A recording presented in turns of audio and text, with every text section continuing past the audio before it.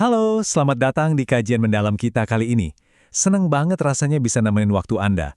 Coba deh kita ambil napas sejenak, rileks, karena hari ini kita bakal menyelami sebuah tulisan yang luar biasa banget dari Aris Munawar, judulnya Rahasia Mustajabnya Doa di Sepertiga Malam Terakhir. Kalau dipikir-pikir, malam hari itu seringnya cuma kita jadiin waktu buat rebahan kan? Waktu gelap, sunyi, di mana dunia kayaknya lagi pause sebentar. Tapi, tahukah Anda, di balik keheningan itu ternyata ada sebuah rahasia besar. Ada satu waktu magis di mana pintu langit itu benar-benar lagi terbuka lebar, dan ini adalah momen di mana kita bisa ngerasa paling dekat dengan Sang Pencipta. Oke, coba kita bandingin dua realita ini. Di sebelah kiri, ini potret kebanyakan dari kita nih, manusia yang terlelap. Ya wajar sih, setelah capek seharian kerja, tidur emang nikmat banget. Tapi tanpa kita sadari, dengan terlelap di jam-jam tertentu, kita tuh justru lagi ngelewatin sebuah kesempatan emas. Nah, sekarang coba lihat di sisi kanan, hamba yang beriman. Buat mereka, keheningan malam itu bukan cuma jadwal buat tidur pules, tapi justru sebuah undangan VIP. VIP dari siapa? Dari Allah. Mereka pakai waktu di saat orang lain lagi enak-enaknya tidur buat bangun diam-diam dan mendekat kepada Allah. Jadi, coba kita tanya ke diri sendiri deh. Biasanya, kita ada di tim yang mana nih kalau malam udah makin larut? Ini ngebawa kita ke bagian pertama pembahasan kita, rahasia keheningan waktu malam. Malam itu ternyata bukan cuma soal pergantian hari loh. Di keheningan itu ada rahasia agung, di mana doa-doa kita diijabah, dosa sebesar apapun diampuni, dan masalah yang paginya terasa buntu banget, tiba-tiba bisa nemu jalan keluarnya di sini. Dan tahu nggak, perintah untuk bangun malam ini nggak main-main, karena datangnya langsung dari Sang Pencipta. Di surah Al-Muzammil ayat 2-3, Allah berfirman, "Bangunlah untuk sholat di malam hari, kecuali sedikit darinya, yaitu seperduanya, atau kurangilah dari seperdua itu sedikit." Coba perhatiin deh, kata bangunlah. Ini tuh instruksi yang hangat, tapi juga tegas. Allah tuh secara spesifik ngundang kita, minta kita buat narik selimut dan ninggalin kasur yang empuk itu demi sesuatu yang jauh-jauh lebih berharga. Dari ayat tadi, kelihatan banget pola hidup orang-orang yang beneran soleh. Di sini kita bisa lihat 5 kebiasaan utama mereka buat makin dekat sama Allah.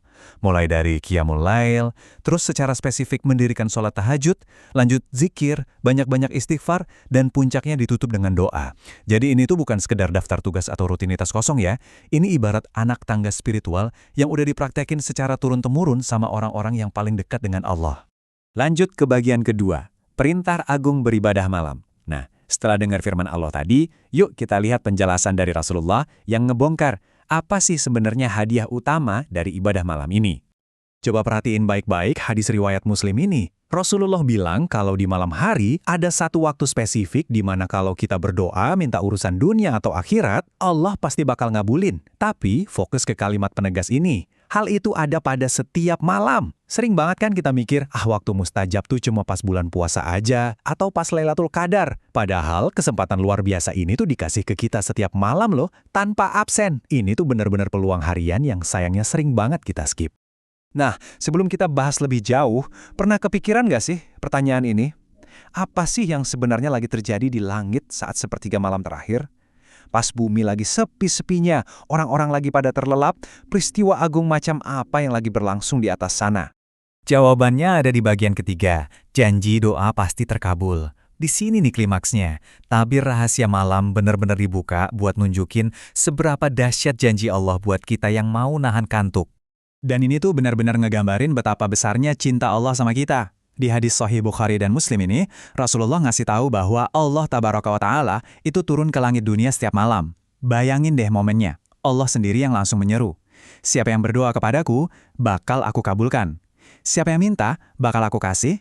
Siapa yang mohon ampun, bakal aku ampuni. Di saat kita lagi nggak sadar karena tidur, Allah justru lagi turun, mendekat dan nawarin semua solusi hidup yang kita butuhin. Luar biasa banget kan? Coba kita resapi dalam-dalam. Saat kita, manusia yang lemah, banyak kurangnya, dan butuh banyak hal ini, malah terlena sama tidur. Allah tuh justru lagi buka pintu rahmatnya lebar-lebar. Yang punya alam semesta ini lagi manggil kita loh, nawarin rezeki buat masalah finansial kita, kesembuhan buat sakit kita, jalan keluar dari semua stres kita. Rugi banget rasanya kalau kita sengaja ngelewatin kesempatan ini cuma demi ekstra tidur 1-2 jam, yang sebenarnya nggak bakal ngubah hidup kita juga. Terus, mungkin Anda mikir, oke, terus aku harus mulai dari mana? Nah, di bagian keempat ini, meraih keberkahan sepertiga akhir, kita bakal ngebahas langkah-langkah praktisnya.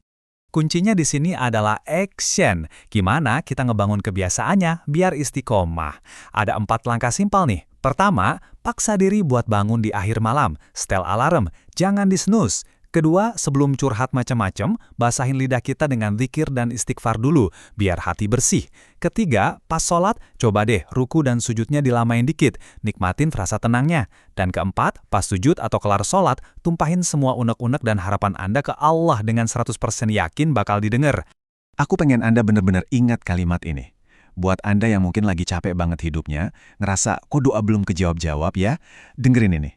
Gak ada doa yang sia-sia di mata Allah. Keluh kesah Anda, air mata yang netes diam-diam di tengah malam, itu semua didengar.